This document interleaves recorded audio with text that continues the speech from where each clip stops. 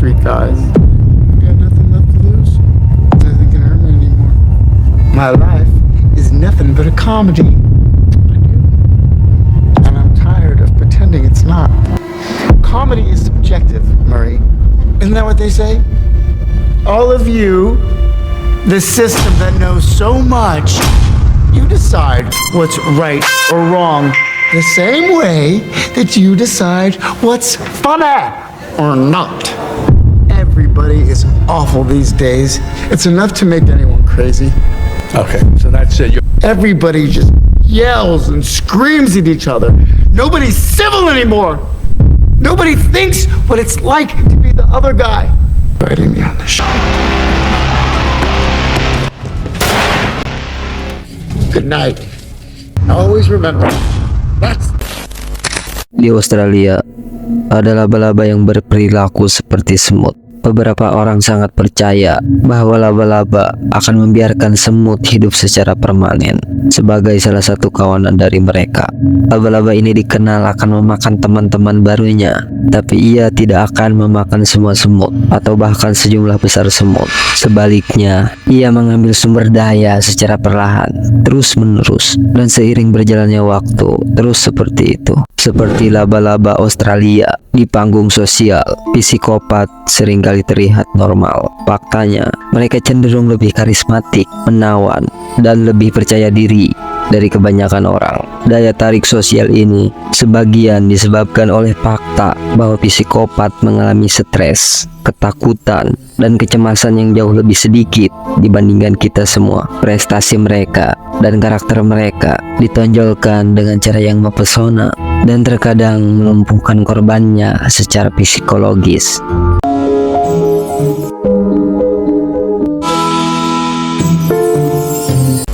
Pernahkah kamu bertemu dengan seorang psikopat, pemangsa manusia, menghuni masyarakat kita? Psikopat adalah predator manusia.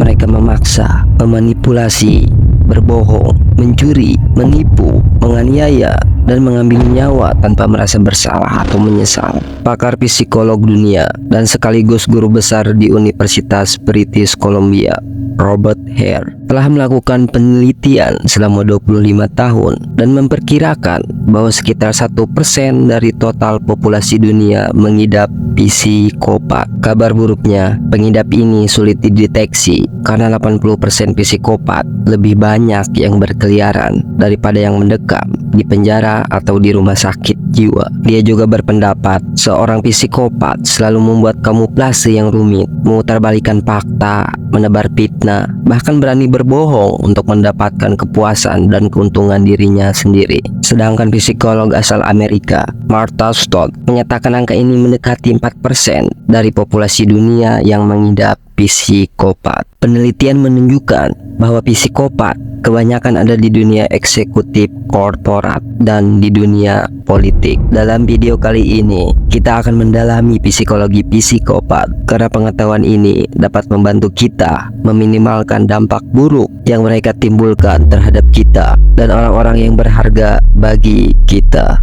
Dibandingkan dengan gangguan klinis besar lainnya, hanya sedikit penelitian sistematis yang dikhususkan untuk psikopat. Meskipun psikopat meresahkan dan bertanggung jawab atas hal-hal yang keji dan brutal, dibandingkan dari gabungan semua gangguan kejiwaan lainnya, psikopat ditemukan di setiap kalangan masyarakat dan ada kemungkinan besar kita akan mengalami pertemuan yang menyakitkan atau memalukan dengan salah satunya. Pertahanan terbaik yang bisa kita miliki adalah dengan memahami sifat predator manusia ini. Orang-orang seperti Robot Gedeg, Rian Jombang, Dukun AS alias Ahmad Sudarji, atau Baikuni alias Babe adalah orang-orang yang terlintas dalam pikiran kita ketika membicarakan tentang psikopat. Meskipun orang-orang tersebut adalah psikopat, mereka juga mewakili kelainan yang sangat ekstrim. Tapi kebanyakan dari psikopat, alih-alih melakukan kejahatan dengan kekerasan, mereka juga sering melakukan tindakan tidak bermoral yang tidak terdeteksi oleh sistem peradilan pidana. Mereka akan menganiaya anggota keluarganya sendiri diri atau mengabaikan kehidupan keluarganya. Mereka akan menipu orang lain demi uang, berbohong secara patologis, atau memanipulasi orang lain untuk tujuan egoisnya. Kebanyakan dari kita minim informasi tentang gangguan mental ini, atau kalaupun mereka tahu, mereka hanya berpikir bahwa orang-orang itu adalah pelaku kriminal yang udah jelas ngelakuin kejahatan berkali-kali, dan kalau ketangkep paling di penjara. Tapi kebanyakan pengidap psikopat, mereka selalu ada dalam bayang-bayang di kehidupan kita. Mereka selalu ada di dunia ini dan hidup berdampingan dengan kita tanpa kita sadari bahwa dia adalah seorang psikopat.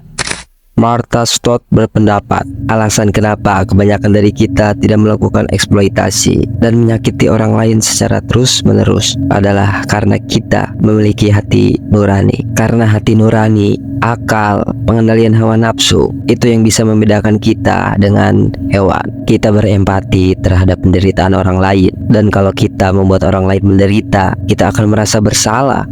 Psikopat tidak memiliki hati nurani dan mereka tidak memiliki kemampuan untuk merasakan empati dan rasa bersalah. Faktanya, seorang psikopat sama sekali tidak merasakan cinta, persahabatan, atau hubungan emosional apapun dengan siapapun. Kalaupun psikopat menjaga hubungan dengan orang lain, itu hanya karena mereka melihatnya sebagai harta benda, sumber daya, atau sebagai alat aja. Dia tidak melibatkan emosi apapun dalam hubungannya dengan orang lain kecuali kepuasan pribadinya. Kekosongan tanpa emosi yang ada di hati para psikopat ini membuat mereka mampu berulang kali melakukan tindakan yang merugikan orang lain. Dia bisa membunuh tanpa rasa ngeri, rasa takut, atau yang kita sebut sebagai pembunuh berdarah dingin, yang secara umum rasa itu akan muncul dan dimiliki kita sebagai manusia normal. Bahkan para profesional yang ahli dan berpengalaman dalam menangani kasus pun ngerasa ngeri ketika mereka melihat reaksi seorang psikopat. Dia bisa membunuh sambil tersenyum, atau setelah membunuh membawa mayatnya dengan perasaan bahagia dan santai. Kalau ada orang lewat pun dia menegur dengan senyuman hangat. Aneh kan? Kalau dia ketangkep, kita bakalan ngeri ngedengerinnya. Dia bisa dengan santainya menceritakan pelanggaran brutal dan barbar itu, seolah-olah kayak habis ngupas buah aja, atau kayak habis nyembelih ayam terus dipotong-potong dengan santainya. Psikopat ini adalah orang yang egois, tidak berperasaan, dan tidak kenal belas kasihan, yang sangat kurang dalam empati dan kemampuan untuk membentuk hubungan emosional yang hangat dengan orang lain. Orang yang berperilaku tanpa adanya kendali hati nurani dan moralitas. Kalau kamu mulai memikirkannya, kamu akan menyadari bahwa apa yang hilang dalam gambaran ini adalah kualitas-kualitas yang memungkinkan manusia untuk hidup dalam harmonisasi sosial. Daripada membangun hubungan yang memupuk rasa emosional untuk menciptakan makna dalam kehidupan yang dijalani oleh orang normal. Kehidupan internal psikopat didorong oleh prinsip kesenangan dan kebutuhan akan kegembiraan yang terus-menerus. Mereka sangat haus dalam memuaskan nafsu pribadinya. Kebanyakan pengidap psikopat adalah pecandu alkohol, kecanduan narkoba atau seks, dan terlibat dalam perilaku yang resikonya tinggi. Namun, stimulus atau rangsangan yang paling menggoda bagi seorang psikopat adalah kekuatan. Tidak peduli apakah mereka penjahat berkarir, pengacara, pengangguran, manajer, dokter bedah, CEO, investor, birokrat, atau politisi, pikiran psikopat selalu tertuju dan terobsesi untuk mengendalikan orang lain. Meskipun dari sudut pandang kita, psikopat menderita gangguan mental yang parah, seorang psikopat tidak melihat ada yang salah dengan dirinya sendiri dan terkadang berterus terang dalam menyatakan bahwa kondisi mereka adalah sebuah berkah. Kurangnya keterlibatan emosional dan ketidakmampuan untuk merasakan empati dan rasa bersalah memberi mereka keuntungan yang belum pernah terjadi sebelumnya. Dalam dunia yang disebut dunia anjing makan anjing, atau begitulah kata mereka, Ted Bundy misalnya menyebut rasa bersalah sebagai mekanisme kontrol sosial yang tidak sehat yang menyebabkan dampak buruk pada tubuh. Mengingat bahwa mereka melihat psikopat sebagai sebuah keuntungan, tidak mengherankan kalau upaya untuk merehabilitasi psikopat gagal total.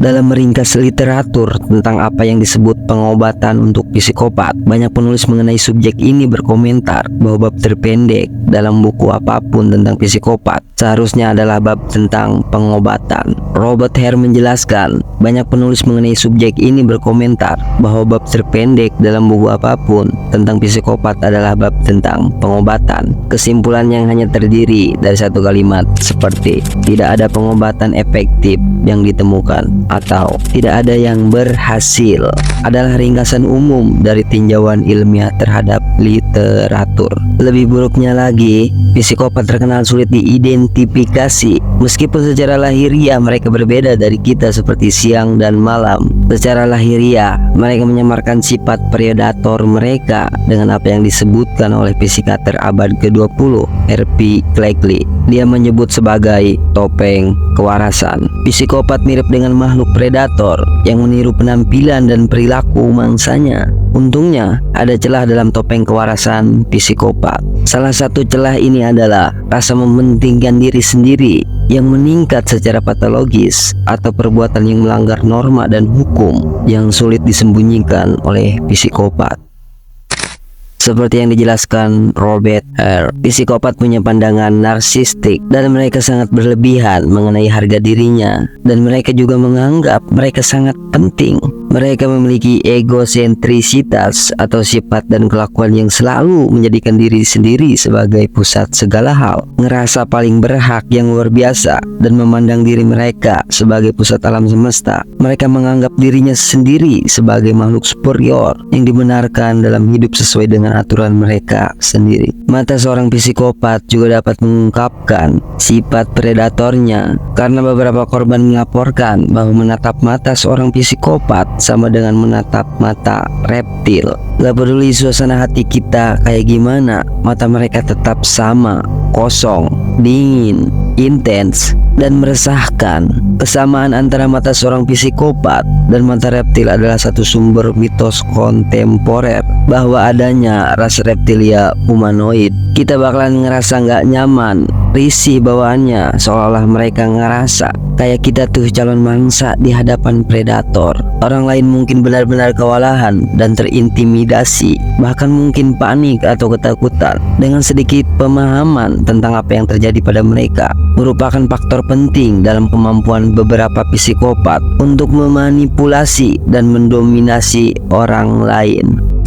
Cara lain untuk melihat topeng kewarasan psikopat adalah dengan memperhatikan sikap berbicaranya. Psikopat merasa kesulitan mempertahankan narasi yang koheren. Pertanyaan-pertanyaan mereka seringkali kontradiktif dan dipenuhi inkonsistensi. Mereka cenderung berpindah dari satu topik yang tidak terhubung ke topik berikutnya, dan ketika ditanyai sebuah pertanyaan, mereka sering memberikan respon yang tidak nyambung dengan apa yang sedang ditanyakan.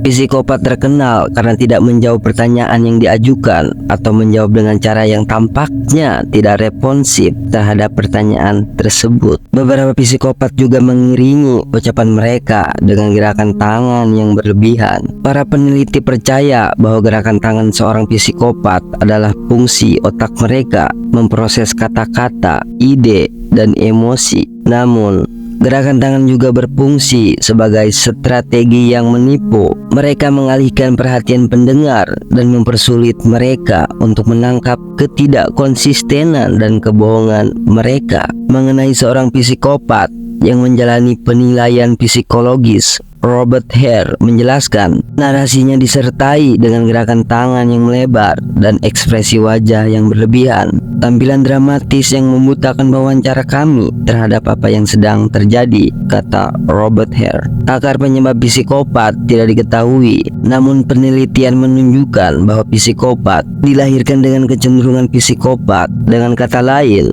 hal-hal tersebut merupakan hasil alam, bukan hasil didikan. Tidak ada temuan yang meyakinkan yang menghubungkan karakteristik inti seorang psikopat, yaitu tidak adanya hati nurani, dengan penganiayaan masa kecil. Faktanya, terdapat beberapa bukti bahwa psikopat tidak terlalu terpengaruh oleh pengalaman awal mereka, meskipun psikopat telah menyebar secara menyeluruh di berbagai kalangan masyarakat sepanjang sejarah. Masalah keberadaan mereka diperparah oleh tren kontemporer menuju sentralisasi politik. Pemerintah dunia semakin melebarkan sayapnya ke lebih banyak bidang di kehidupan, berupaya menempatkan seluruh dunia di bawah kekuasaan tirani yang sama. Dan perkembangan teknologi menciptakan potensi terjadinya peningkatan gejala depresi, kecemasan, gangguan makan, dan penyakit mental lainnya pada populasi anak muda. Tren ini dipandang oleh sebagian orang sebagai krisis kesehatan mental yang memerlukan penyelidikan segera dan mencari solusi potensial untuk memenuhi kebutuhan anak muda. Kita saat ini kebanyakan informasi yang masuk. Ini dampak terlalu lama bermain gadget, dan internet dapat menyebabkan kelelahan informasi yang dapat meningkatkan stres dan kecemasan kita. Kita kehilangan kemampuan berbaur dengan masyarakat dan cenderung nyaman dengan kehidupan online yang membuat kita jadi ansos. Jadi, gunakanlah internet seperlunya dan gunakanlah internet untuk hal-hal yang positif. Terima kasih.